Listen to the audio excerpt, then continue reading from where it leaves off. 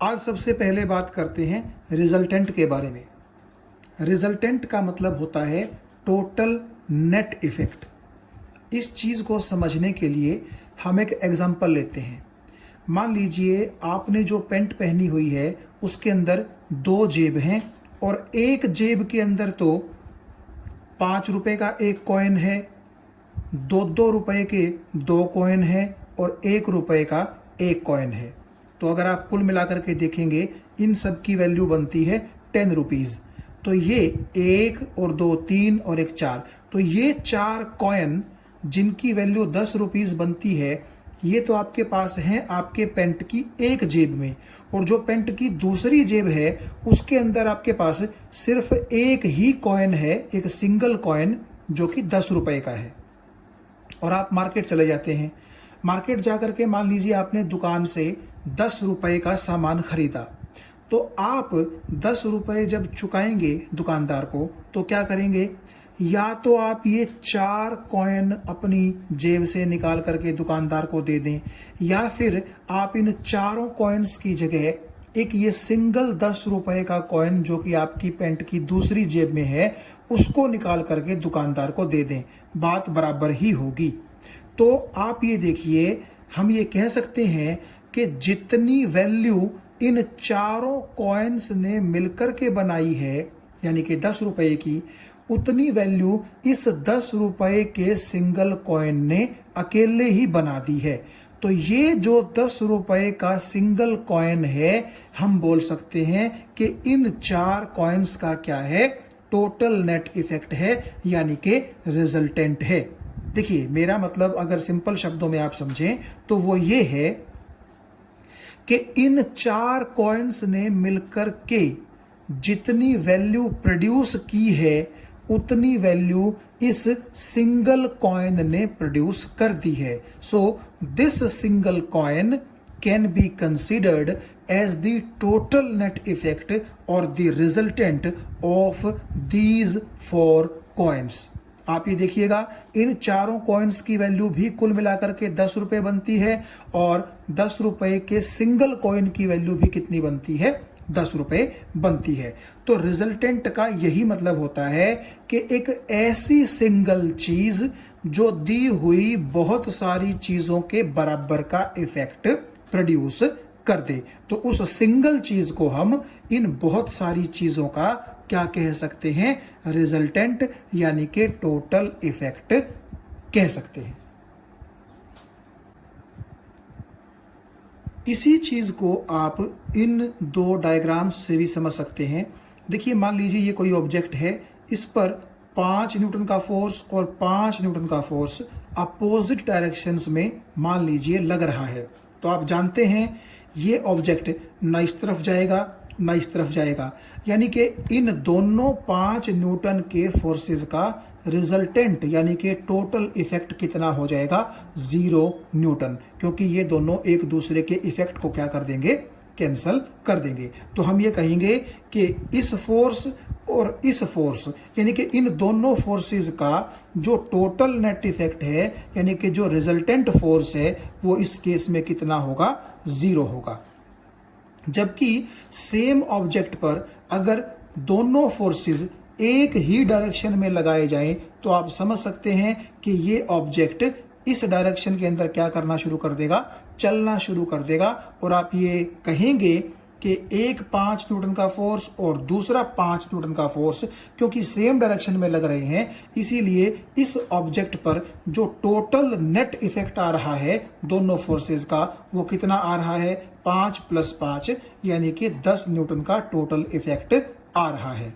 तो आप यहां से एक चीज समझ सकते हैं कि अगर मैं इन दोनों 5-5 न्यूटन के फोर्सेस को हटा करके इस ऑब्जेक्ट पर सिंगल एक फोर्स लगाऊं 10 न्यूटन का, तो क्या होगा? तो जितना ये दोनों फोर्सेस मिलकर के इस ऑब्जेक्ट को खींच रहे थे, उतना ही ये सिंगल फोर्स 10 न्यूटन का इस ऑब्जेक्ट को खींच पाएगा। यानी कि ये 10 न्यूटन इन दोनों 5-5 न्यूटन का क्या कहलाएगा? रिजल्टेंट कहलाएगा। तो सेम पैटर्न पर अगर हमें डेफिनेशन देनी हो रिजल्टेंट वेक्टर की, तो हम क्या कह सकते हैं, a single vector which produces the same effect as produced by two or more individual vectors together is called resultant vector. इसका मतलब ये है कि मान लीजिए आपके पास कम से कम दो या दो से ज़्यादा कुछ इंडिविजुअल वेक्टर्स हैं और वो इंडिविजुअल वेक्टर्स एक साथ कुछ काम कर रहे हैं।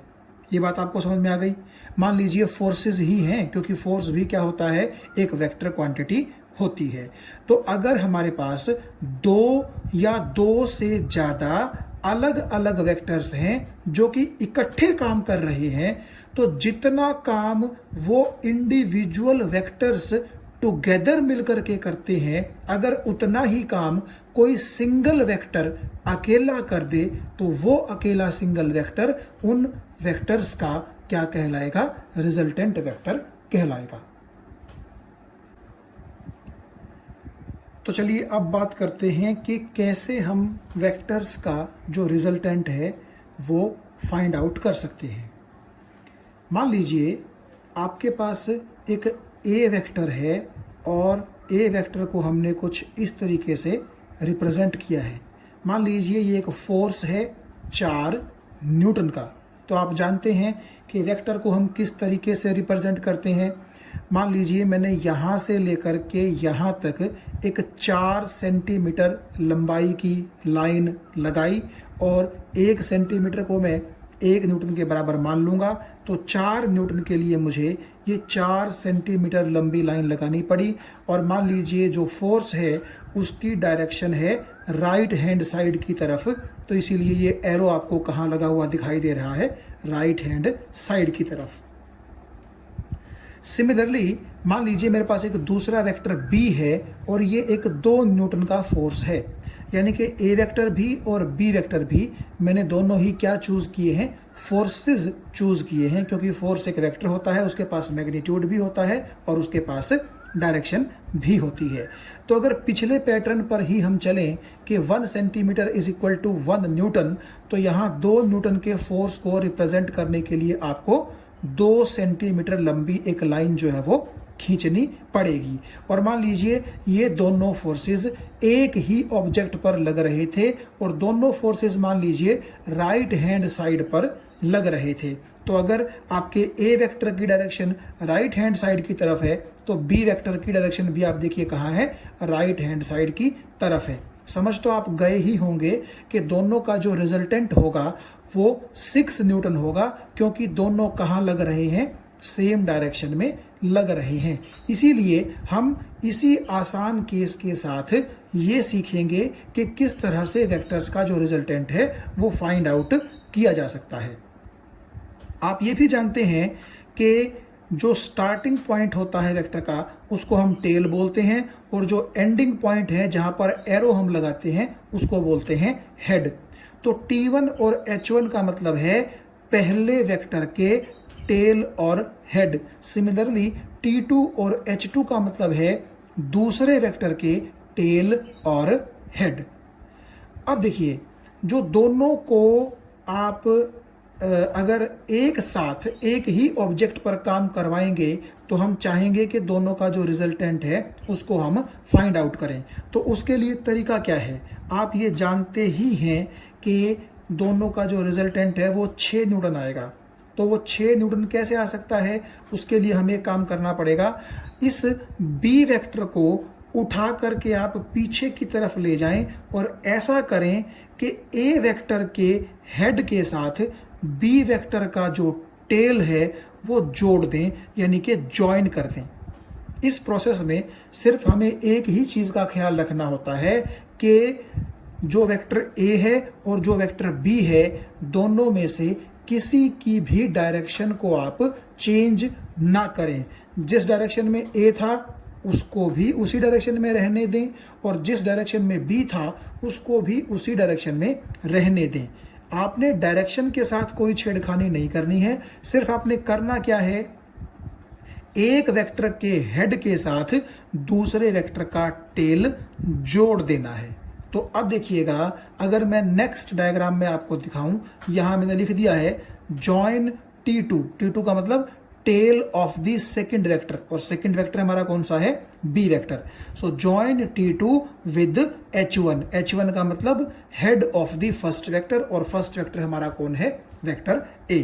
तो अब आप देखिएगा, इस डायग्राम में आपको साफ नजर आ रहा होगा कि मैं इस जस्ट बी वेक्टर को ऐसा लग रहा है कि पीछे उठा करके ले गया और इस T2 को इस H1 के साथ ज्वाइन कर दिया। तो पिक्चर आप ये देखिए कुछ इस तरीके की हो जाएगी।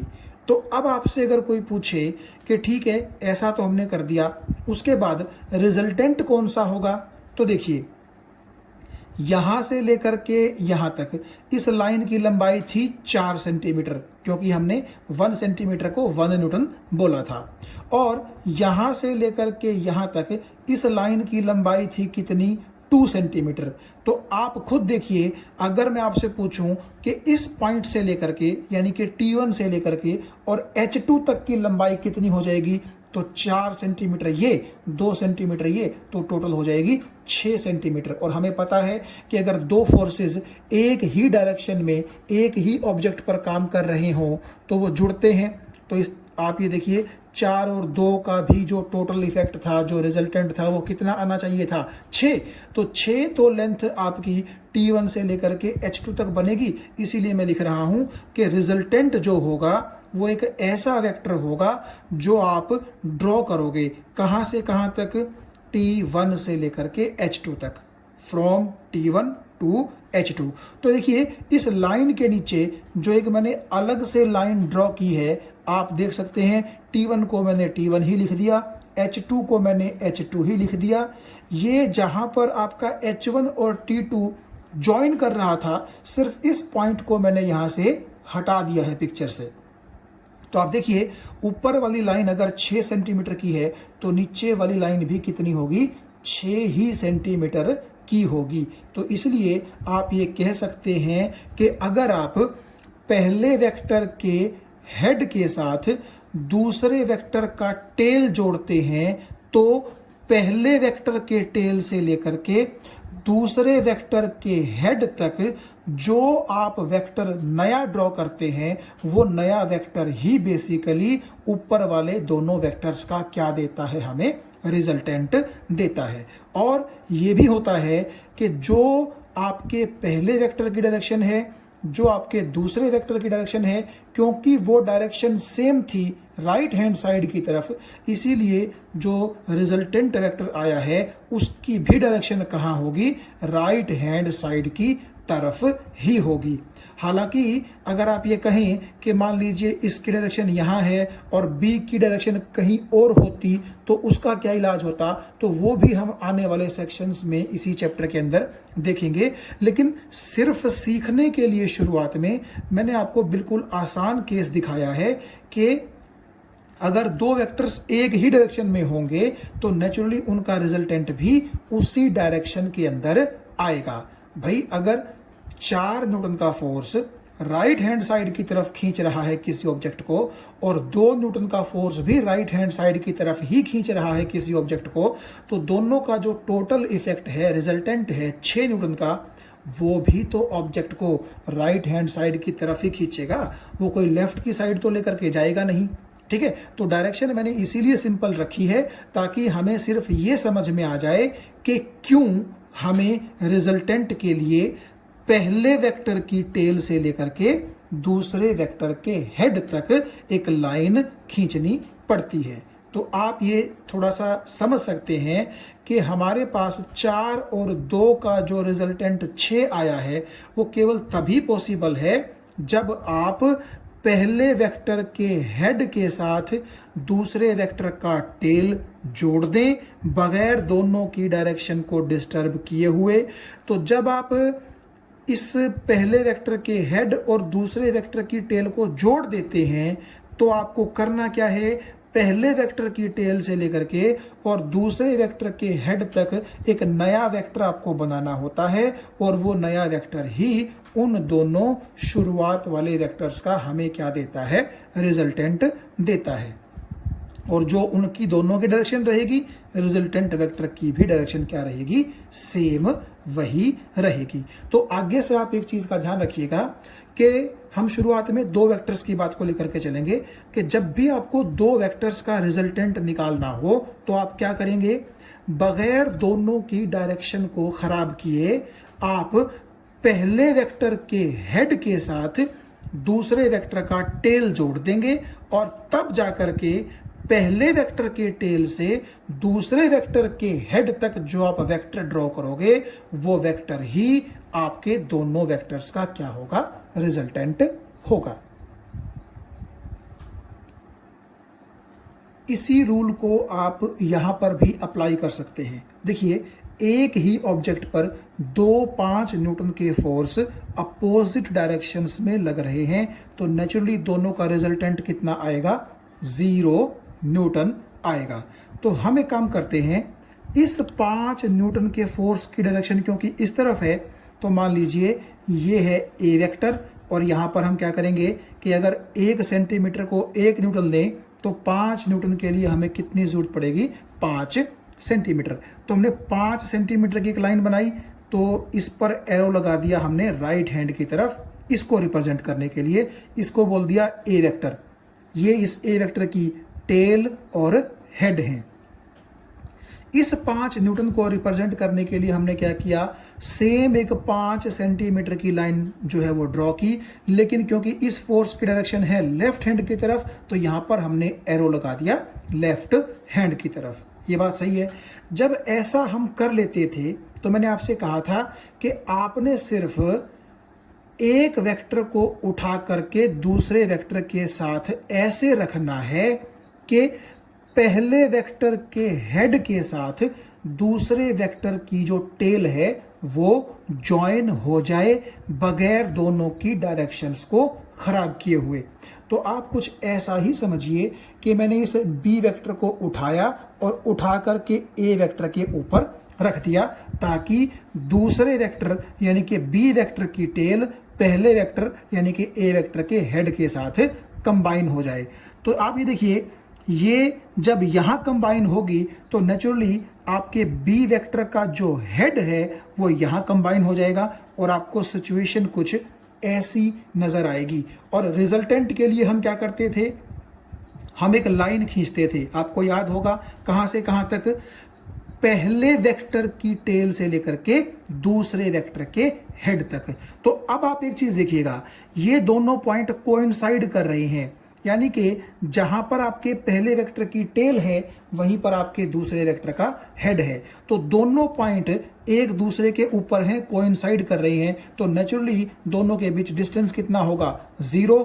इसीलिए हम यहां से भी देख सकते हैं कि हमारा जो मेथड था वो बिल्कुल सही है, क्योंकि इस केस में भी अगर आप T1 और H2 को ये कह रहे हैं कि वो कोइंसाइड कर रहे हैं तो T1 से लेकर के H2 तक एक 0 लेंथ की लाइन खींची जा सकती है, क्योंकि दोनों के बीच में दूरी 0 है, दोनों कोइंसाइड कर रहे हैं। इसीलिए आप ये देखिए रिजल्टेंट कितना आएगा, 0 न्यूटन आएगा। तो कुल मिलाकर के आगे के लिए आप इस चीज़ को ध्यान रख लीजिए कि अगर आपके पास 2 वेक्टर्स हैं तो आपने करना क्या है, पहले वेक्टर के हेड के साथ आपको दूसरे वेक्टर का क्या मिला देना है, टेल। याद रखिए, पहले वेक्टर के हेड के साथ आपको दूसरे वेक्टर का टेल मिलाना है और रिजल्टेंट के लिए आपको पहले वेक्टर के टेल से लेकर के और दूसरे वेक्टर के हेड तक चलना है। ये हमारा क्या कहलाएगा, रिजल्टेंट कहलाएगा। तो अगर मैं कहूं कि ये पहला वेक्टर मेरा ए वेक्टर है और दूसरा वेक्टर बी वेक्टर है तो ये आर जो है इन दोनों का क्या कहलाएगा, रिजल्टेंट कहलाएगा। और इस चीज का आप खास ख्याल रखिएगा कि अगर ए वेक्टर जिस डायरेक्शन में है और बी वेक्टर जिस डायरेक्शन में है तो आपने सिर्फ पहले के हेड के साथ दूसरे की टेल मिलानी है। दोनों की डायरेक्शन जैसी है वैसी ही रखें, उस डायरेक्शन के साथ आपको कोई छेड़खानी नहीं करनी है। तो अगर ये आपका ए वेक्टर है इस डायरेक्शन में और अगर आपका ये बी वेक्टर है इस डायरेक्शन में, तो हमने जस्ट क्या करना है, पहले वेक्टर के हेड के साथ दूसरे की टेल को मिला देना है तो रिजल्टेंट के लिए आपको पहले की टेल से लेकर के और दूसरे के हेड तक चलना पड़ेगा, और जो डायरेक्शन इसकी होगी वही डायरेक्शन आपके रिजल्टेंट वेक्टर की भी होगी।